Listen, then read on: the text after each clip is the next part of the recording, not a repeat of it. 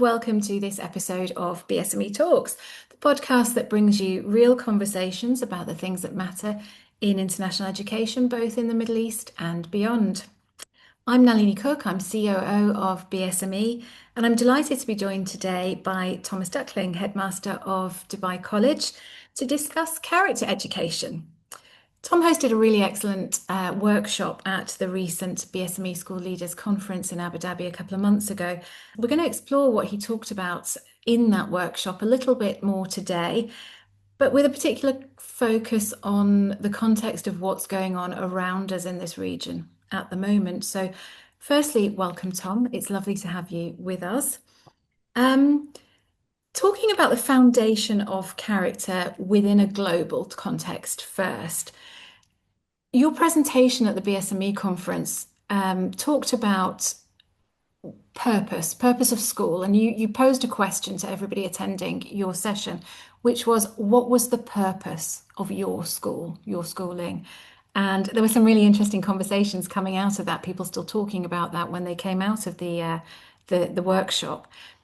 In your opinion, how do international schools in the Middle East, who often cater to some really diverse student bodies, define their core purpose regarding character, and do these moments of crisis change that and that purpose at all?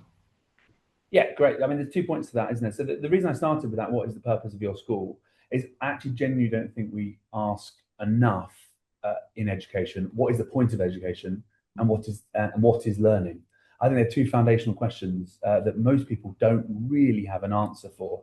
Now they might have an answer for, or they have different answers for, right? So it's quite amazing that in this sector that we're not entirely coherent and clear on that. And equally, we maybe don't spend enough time thinking about it. So the purpose piece was a point to make people think about what their own schooling was for, right? And the key part of your question, I think, is related to international. The word international is really important there, right? So most people, and I was obviously BSME, I was predominantly speaking to a British audience. Most people went to a school, and my question was, did their school have a purpose, right? And it's worth anyone listening to think, did their school actually have a purpose? Now, to make a massive sweeping generalization, if you went to a private school or an independent school or a values-based school, it's highly likely they did have a clear guiding purpose, whether that be a clear value sets of values they wish to impart, or indeed a kind of slogan or a logo, and that kind of motto sort of thing, right? So that's one thing. And sometimes those people, again, let's use a cliched example. Eton is looking to create, future world leaders and that sort of stuff, right? So there is a tangible purpose. If, like me, you went to a state school, there's an element of what people think, which is that state school is something you go to, it's the motions you go through, and sometimes it's about facilitating future opportunities. And for some people, that means that the school structure is about supporting the labour force and supporting future employment activities. So I guess my question was really also, what is the purpose of school, and what should the purpose of school be? Now, to your bit about internationalism, I do think international schools have gone towards values-based education, holistic education, and character-based education. Most schools out here will have an ethos, and most schools out here will say things like they're trying to create better people or kinder humans. And the minute you enter into that realm, you're not just supporting a labour force, you're actually looking to create better people. You're invested in human flourishing, human growth. So I would argue that most schools out here, whether or not they explicitly call it character education, have a value-based structure. Why is it relevant today? I mean, it couldn't be more relevant, really, could it? I mean, I was listening to watching the news, like everyone is stuck to the news at the moment, and talking about the impact of individuals on the world at the moment, the significant impact of some significant individuals who will go unnamed but are easy to think about, and how their actions and reactions are causing global waves around the world, right? Now, the point of character education is to get to this point of phronesis, okay? This practical wisdom. So you do it in school, and then you set people up to go out into the world where they do practical wisdom. Essentially, you make good decisions. You have integrity, and you make balanced, thoughtful, ethical decisions. And I would argue that right now, if we had the world's leaders who had a bit more practical wisdom, we'd probably be better off. I couldn't agree more. I think but I think it puts it in real context for us as to why it's so important and what the purpose of schools are. Now, you mentioned phronesis there. We're going to come back to that in a moment. But you personally have a real interest in philosophy, and that was really clear in your presentation at the BSME conference. One of the other things that you talked about was Aristotle. One of the other people you talked about was Aristotle, and his idea that the best way to teach morality is to make it a habit. So, specifically, what daily habits do you think are most critical for students to cultivate that practical wisdom, that phronesis, whilst navigating these complex times and perhaps heightened emotions? Yeah, I'm relatively simple on this one, which I start with kindness. Again, if everyone in the world was doing this, I genuinely believe kindness is contagious, and kindness can embed deeply. I think that once you are kind, I think sometimes we can all be unkind. I think once you continually act towards kindness and act with kindness, and I think if you're within a culture that prioritizes and focuses and praises kindness, I think it seeps into your very, very nature and your being, and you feel good, right? We've all seen the research about from positive education about how kindness Mm. positively impacts you and your own well-being. If you are kind to others, you feel good, and I think people learn from that. Students learn from that, and I think many schools see that when you make kindness a fundamental part, it's something you challenge as well. You know, I always say to students, we've got four values here, which kindness is one, and integrity is another. Kindness and integrity go together, right? Kindness is not just about always making people happy. Kindness is about doing your best to be kind, but integrity is about making the right decisions, right? So sometimes, whilst I wouldn't ever be cruel to be kind, you've got to challenge things to be kind, right? You got to have to be aggressive, again, probably the wrong word, but proactive is a better word. Proactive in saying that actually that's not good enough as a standard, and we'll always, if you try your best, we'll always help you. But that sort of behaviour towards another that's not right, and then we're going to tell you why. I also think empathy is important and very linked to kindness. If you are an empathetic human being, it's quite hard to go back from that point and not therefore look to do good in the world, whether that be through service or your future decisions. And for me, empathy is intrinsically linked to curriculum design. So, is your curriculum creating situations for empathy? Are you having and discussing global issues? Are you embedding examples and scenarios, whether historical or present and contemporary, whereby you elicit empathy from young people, and therefore they see a relevance and a point towards the learning they're going through, and a belief, more importantly, that they can actually go and do some good. I guess lastly, I would source, Aristotle also talks about arete, right? This pursuit of excellence. And again, I'm fortunate enough to work in a school that is excellent and has excellent people in it, and that culture of pursuit of the highest standard on a day-to-day basis is a really good thing. So I think that the values are really, really important to kind of be through everything and be the perspective and the lens to which you design your school. Again, my 10 C's for character education implementation, it starts with credo, right? And credo is, so you start with the belief. And actually, I think the beliefs can be, relative to whatever the person is. So if you think resilience is the thing that children need right now, if you think that flexibility and adaptability is the thing that children need right now, or if you think kindness is the thing they need, start with the credo and then plan for putting that in as well. That's really a useful, practical approach as well. Thank you. Now, you've highlighted something called eudaimonia as human flourishing achieved through the active exercise of virtue and reason over a complete life. Putting that into some context, how can a British international school community help students pursue this concept of deep well-being, which is what it's referring to, when their external environment is currently defined by uncertainty and conflict? Yeah, I mean, I think that's incredibly hard at the moment. Yeah, so the concept of eudaimonia essentially is that it's a genuine, real happiness defined by a purpose, and again, not superficial. So it takes away from that short-term happiness, and it's the idea that you do things that might take a bit of time, long-term, that sort of stuff. If I'm honest, at the moment, eudaimonia is not particularly helpful to us. I'd settle for kind of Epicurus and freedom from pain, given what's going on. As it happens, I've actually been sending out, because as you know, I'm obsessed with this sort of stuff.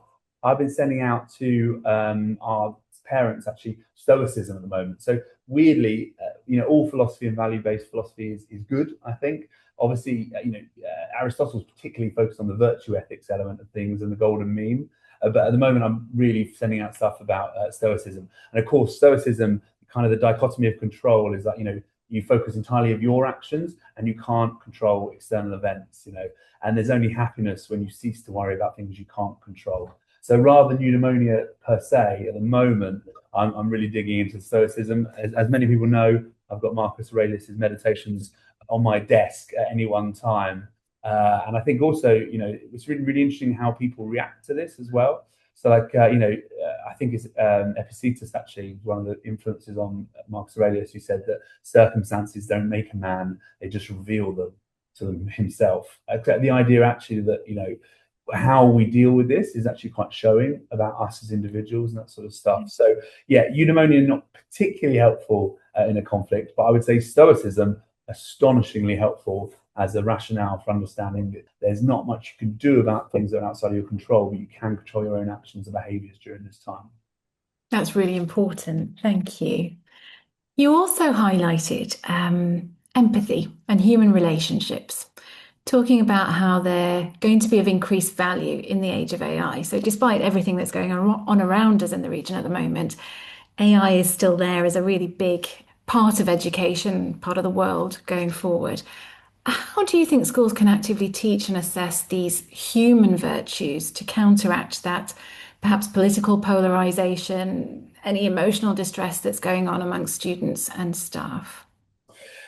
Yeah, look, I think it's quite important actually to step out of this, and I won't do the whole presentation again that I did in that session, but to understand that actually education, as we think, we're quite self-obsessed, right? So we think that education exists and humans exist just for the time that we've been alive.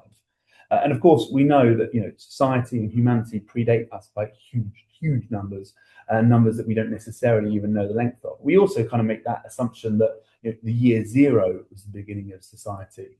And we work back from that point. We're in 2026, right? But actually, that's not. That's our calendar, as we all know, is determined by a religious birth, right? So the society's been around for a long time, and therefore education is the preparation of young people to enter into society. Okay, and to do that, you need knowledge. Sure, you need to know what's going on in the world around you. You need skills, and even if we went back to previous societies, you need the skills to kind of adapt and deal with that society.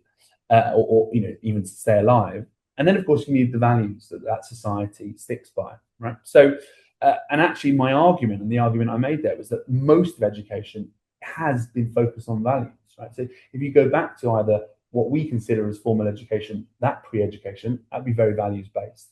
If you go to some of the earliest forms of education we can think of, and one of the best forms of education, now this is not a religious point, but religious schools and religion spread the word of God, and of course that's literacy rates related to the Bible were huge, but also the Bible was trying to encode a moral and a value framework for the world to determine other people's behaviors, right? And insert Bible with replace that with Quran or Torah, it doesn't hugely matter, but that is a form of values-based education. And I guess my point was more that we lost that somewhere, whether it be post-industrial revolution, whether it be post-war. And I remember early on in my career, people saying when they said about pastoral work, it's not your job to parent them.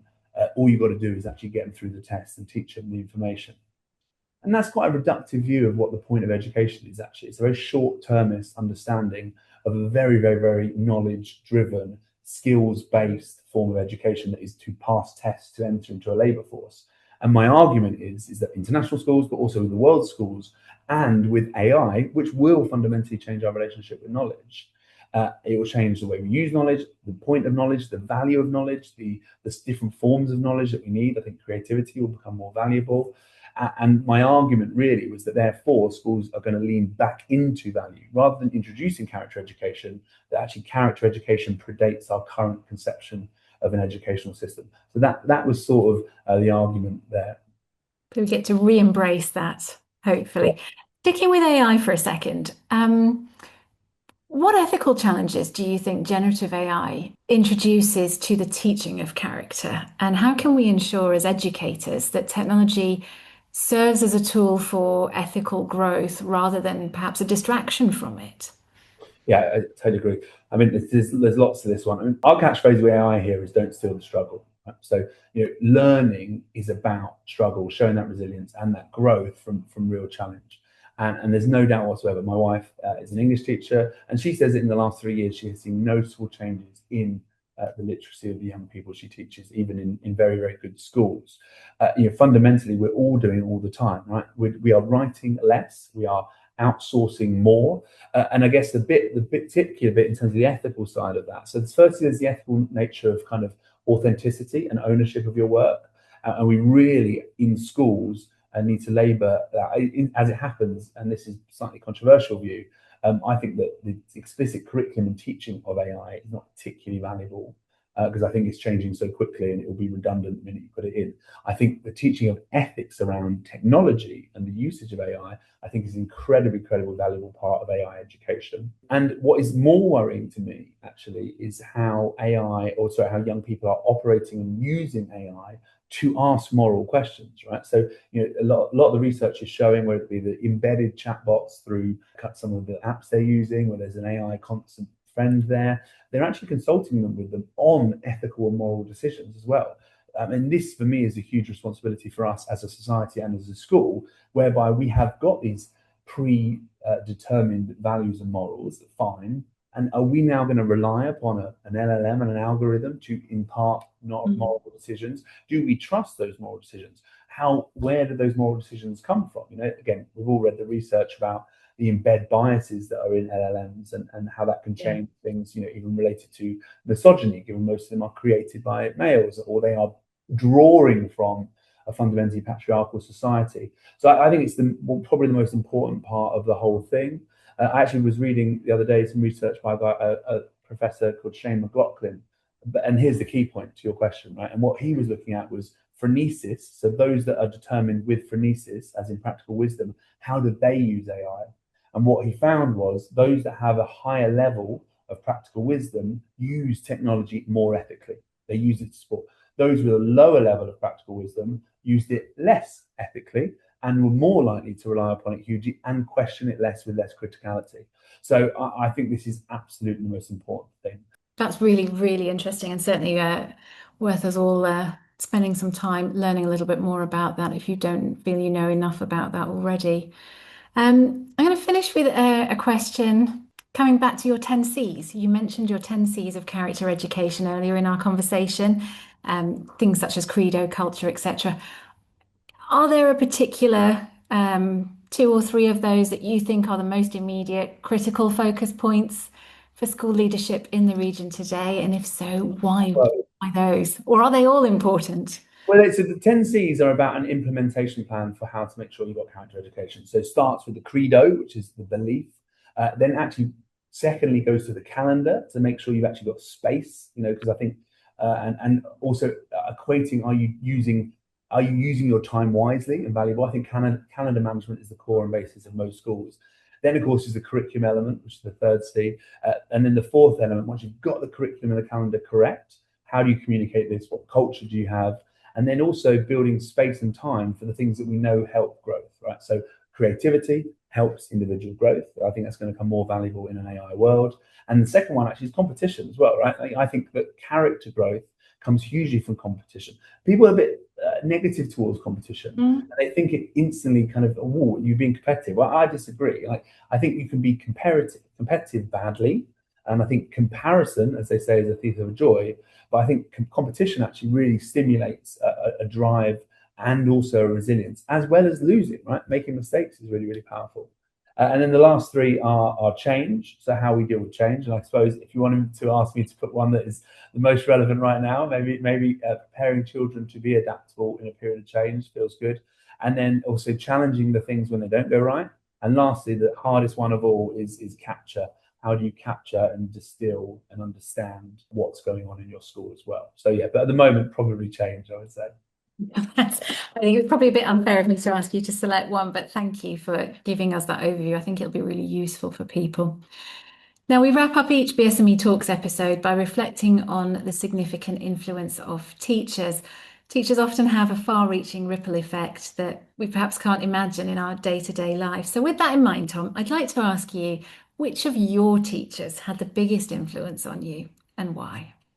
Yeah, so I've mentioned this guy before in podcasts I've done previously, and I've actually reached out. I've recently reconnected with him, which has been nice. So I had a Northern Irish, really tough politics teacher. He's a tough man, and actually I was a little bit wild. And as people know, I can be a little bit silly from time to time, but I respond quite well to challenge. So he put the fear of God into me. Firstly, he made me as a kind of 16-year-old go home and read the original text of like Hobbes' Leviathan and reading Rawls and Locke and that sort of stuff, and then Marx. I read the Communist Manifesto about 16 and in the original text because he was so relentless in his questioning, which obviously had a huge formation in what I'm passionate about and what I went on to study. And then I guess further than that as well, my particular example with him is when he in this about this time actually in the parents' evening prior to my A levels. He basically just destroyed me. In front of my dad, and I was single parent family. In front of my dad, he was just absolutely brutal to me, and just basically said I was going to be a complete failure, and it wasn't going to happen. And then if you do that to me, there's only one outcome. I went home and I worked like an absolute machine, and I ended up, I think, getting close to 100%, 100% in most of my modules in my politics A level at the time, and I was furious. And I went and kind of said, look, you said I'd be a failure, and this is what it is. And he just very calmly said, no, I didn't. I said, that's what you needed at that time. And he was obviously totally right. And I love, and for me, that all of this together, right? Because there's the role of knowledge there, there's the role of education. He's imparting knowledge, but there's that human element, right? Which is, again, I'm horrified when people say things like, "Oh, we won't need schools in the future." If ever the last few weeks provides us with anything of being online, we absolutely need schools for that particular element. So that individual possibly changed my life and my future through pretty real nastiness at the time, right? But with intended nastiness, challenge, and was cruel to be kind because he knew that's what I needed at that time, and then led to me being a success, which is the benefit of education. So yeah, that's probably the best example, I think.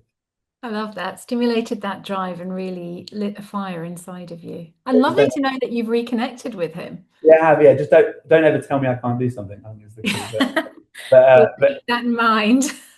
but yeah, no, I have recently reconnected with him actually. So it's funny enough because I gave that similar answer on another thing, and it got to him and he contacted. So yeah, that's why.